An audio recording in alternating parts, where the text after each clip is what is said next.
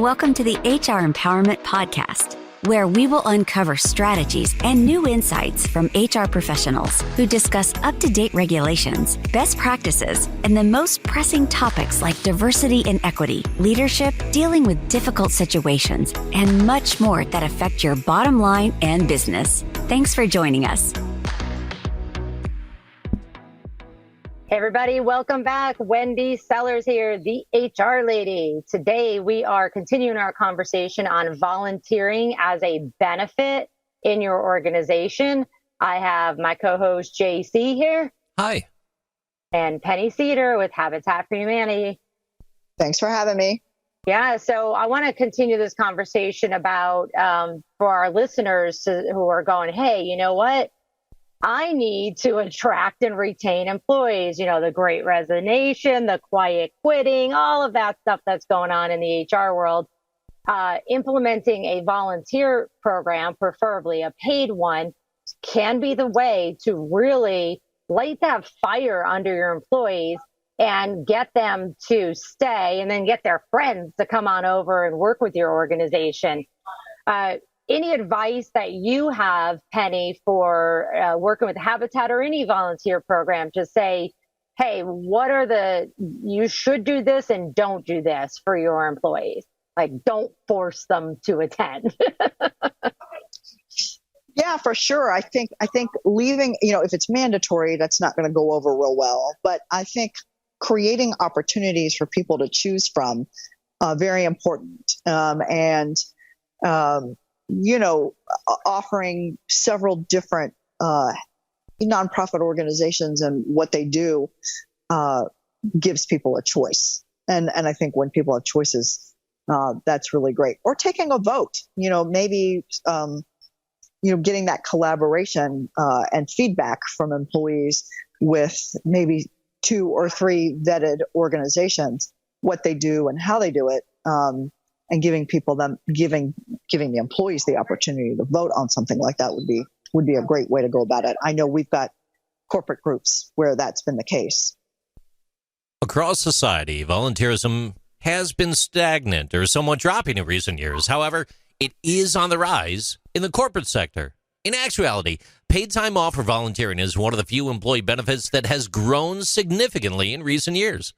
Sure, the Society for Human Resource Management reported that 47% of firms in the United States provided community volunteer initiatives in 2018, up from 40% in 2014. And for large firms, the figure is much, much higher.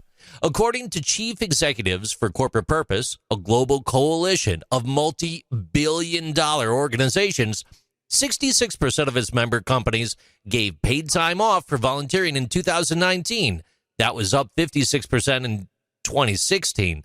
So if we think about 2022, we threw out a whole bunch of numbers there, and we're on the backside of COVID. It's time to hit the gas on getting that volunteering going again. How are things looking on the ground floor out there, Penny? Yeah, do you have a lot of volunteers right now? We do. I will say at Habitat for Humanity, I think we're probably all pretty blessed in that. I think when people think about volunteering, it's almost synonymous with Habitat. People think about swinging a hammer, building a house, lifting walls and those kind of things. So we do.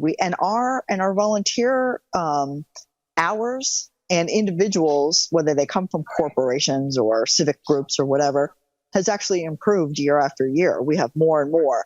But I do see a bigger shift towards corporate volunteers and those paid time off programs that you were discussing.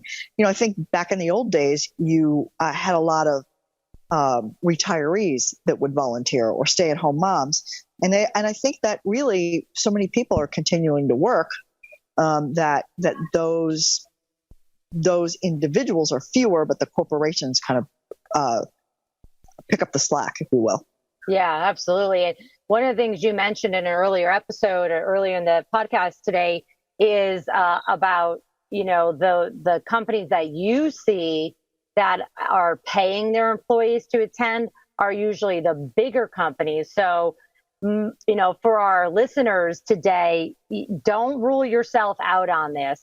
Talk to your accountant, make sure you figure out a way. I don't care if it's a half day, but it is so, so important to encourage your employees to volunteer. So it improves relationships, improves communication, and quite honestly, helps retain them. And so paying them 4 hours or 8 hours once a year or twice a year is totally worth it. And I can guarantee you, if done right, will actually reduce your recruiting costs, because you won't have empty seats.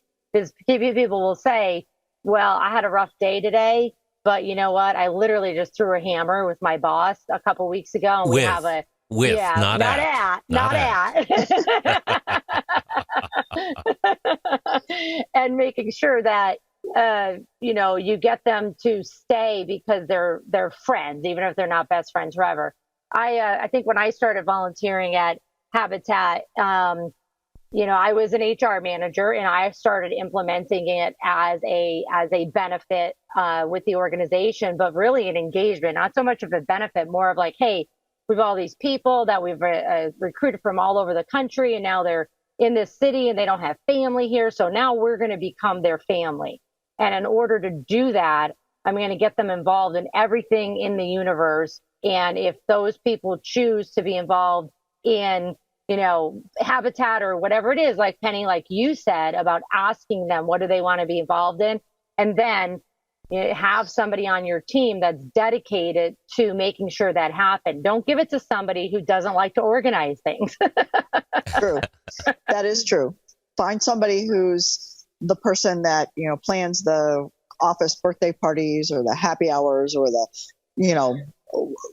at the outings, the Christmas party. That person is gonna really be able to recruit good folks. I think I'll be calling a dear friend of mine that coordinates a wine night. That's just me. I mean, it needs to be organized, and it needs to be legit, not just thrown together.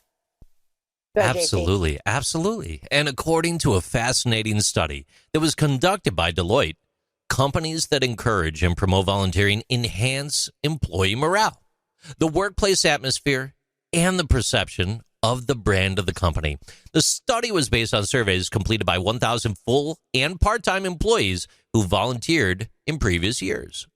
An overwhelming majority of employees, 89%, say that companies that encourage volunteerism provide a better overall working environment, and further say 70% that volunteer activities are more likely than company-sponsored happy hours to boost employee morale, believe it or not. I find that a little shocking, right? And more than 3/4 believe that volunteering is vital to employee well-being. So when we think about the bigger picture, Penny, what else should be considered before a company starts implementing non-profit volunteer programs besides what we've already talked about so far? I think one of the important things to consider, is the organization that you're volunteering for. I think it is important that again, it either come from the employees that are familiar with the organization, or somebody in the corporation does some background looking at what's going on. And I would say, if the volunteer coordinator or the nonprofit charitable organization doesn't get back to you in a timely manner, you might not want to volunteer with them. That might be a reflection of what's going on internally.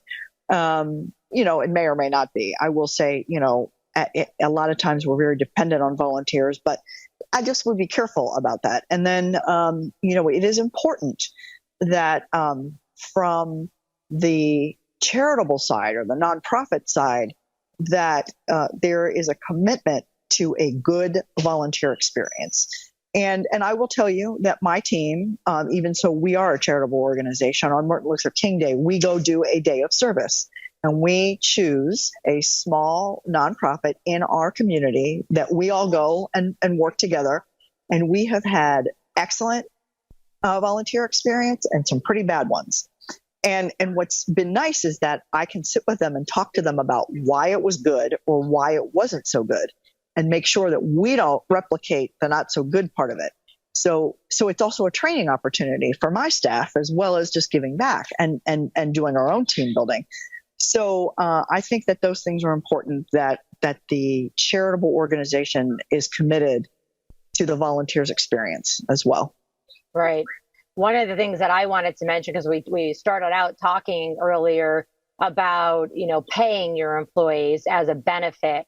I know not everybody's gonna be able to afford that, but when you put your pen to paper, as, an accountant, as an HR professional, the money lost, so to speak, is really going to just be a wash when you're not having to recruit replacements or, a lawsuit or whatever because of bad management practices or employee engagement issues. But if you are mandating, which I hope none of you on here listening today are, but if you're for some reason you're mandating that employees have to do volunteering somewhere throughout the course of their year under the Fair Labor Standards Act, you have to pay them.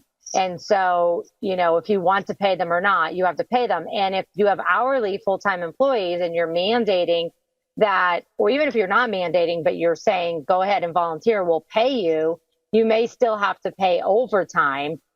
So keep that in mind and check with, an HR consultant like myself or someone else, even a lawyer.